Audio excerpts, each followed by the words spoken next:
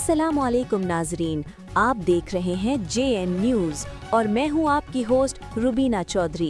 सबसे पहले नजर डालते हैं आज की अहम खबरों पर। कराची से जेल खान की रिपोर्ट। महकमा माइंस एंड मिनरल्स का मलिक थाना बिन कासम के हदूद port Qasim industrial zone FFBL के करीब गैर कानूनी कारकुनी के खिलाफ कार्रवाई।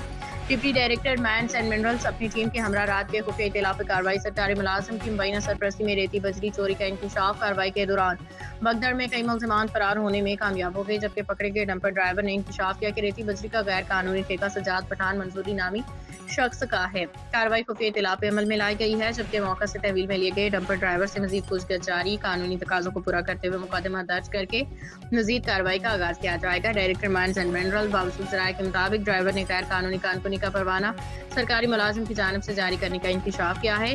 ड्राइवर के मुताबिक परवाना जारी करने वाले मौसूफ का ताल्लुक भी port Qasim anti encroachment cell से है।